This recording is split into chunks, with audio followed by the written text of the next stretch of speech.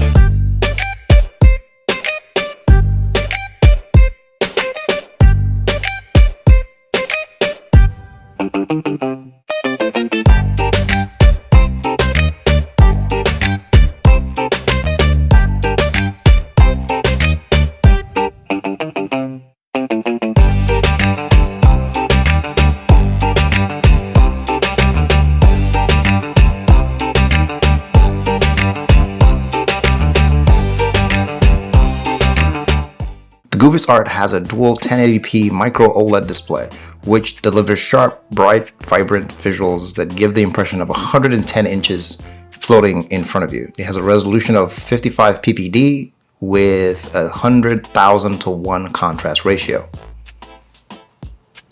Off the bat, it does seem bulky, but it is quite light at about 240 grams. And it also helps that it doesn't have any internal battery because it sources power from whatever device you plug it into, which is very typical for head-mounted displays and most AR headsets and glasses these days.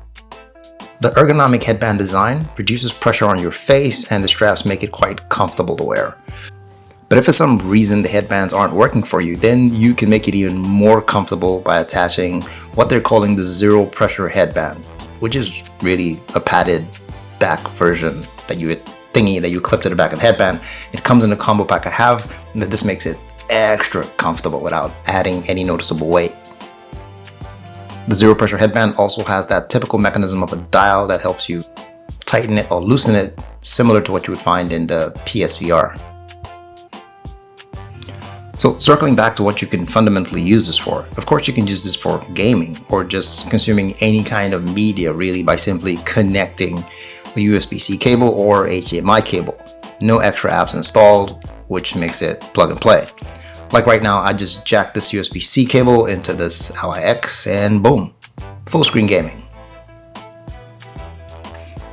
For computers, if you connect it to your laptop, it acts as a second screen, so you can basically duplicate or extend your desktop for productivity, and you're still able to look around you because of the way the spaces are on this headset.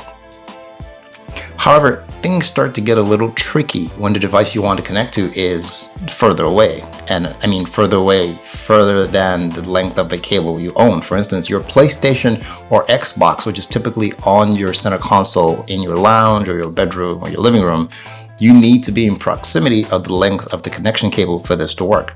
So you can carry your PlayStation on your lap or buy a really long cable. Although if your room is really cold, this could be a good way to stay warm, just cradling your hot machine. No? No. But they do have a solution for watching regular streaming services.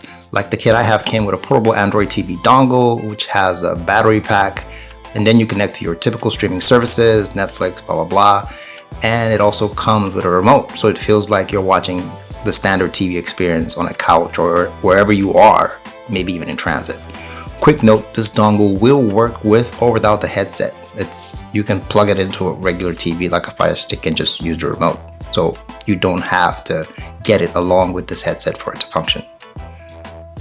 So at this point, you're probably wondering, who is this for, considering there are AR glasses with similar functions and smaller form factors? Well, it clearly isn't the most convenient for public appearances, that's for sure. People are just gonna look at you weird, like, what is he wearing? But there are some slight advantages, believe it or not, and we can debate them in the comments later. For one, those glass type models tend to have a fixed IPD. This is the interpupillary distance, which is basically a measure of the distance between your pupils on your head. And this will vary for different people because, like, I have a bigger head than Jay. Doesn't mean I have a bigger brain, but that's a different conversation. It'll vary for different people. To solve this, GOOVIS has a slider mechanism at the top which you can move the lenses in and out for a range of 58 to 74 millimeters. And when you find a sweet spot, you can lock it into place with a button on the top. Another situation is if you typically wear glasses to see. Well, for this you may not need them because each eye does have its own diopter setting ranging from 0 to 3.5. So if your vision falls in that range, this presents a convenient solution to accommodate your viewing experience without your glasses. Regardless, if it doesn't and you still insist you want to use your glasses, this will still work, giving it the space because of the stiff hinge mechanism. It will allow you to adjust the eyewear so that your glasses can sit right behind them and still leave room for you to look around in case there's someone trying to sneak up on you. It just feels like somebody's watching me all the time. But that space, which allows you to look around, is a double-edged sword in the sense that it does diminish immersion, because all that light at the side can cause light leaks and distractions, which can easily take away your focus from what you're looking at. But it does look great when you're dialed in. Unfortunately, I won't be able to record this in a way that does justice to the quality of the output.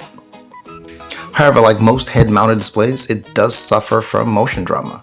So the screen will move as much as you do. Sitting on a chair, in a plane, or in general area with minimal motion is a good experience. You should be fine.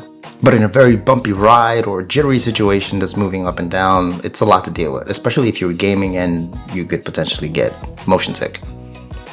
Since we've circled back to gaming, it is limited to 60 Hz, but the response time of the screens are 0.01 milliseconds, which is basically no lag for quick input gaming, which is good. Oh, and two more features I forgot to mention. They do have a 3D mode, which allows you to view 3D content. So that content has to be optimized for 3D. But streaming services, it won't seem to work, but the video source must be 3D by default. And it does have speakers, but they kind of suck. You're better off just using your own Bluetooth headset or the 3.5mm jack that's provided at the top and just jack in and get a way better sound experience. So all in all, I wonder who this is best suited for. Let's talk about it down in the comments below. If this is more your speed, I will leave a link in the description below. And if you have any questions, I will try to answer them as well. Don't forget to like and subscribe, and I will see you guys in the next one. Take care.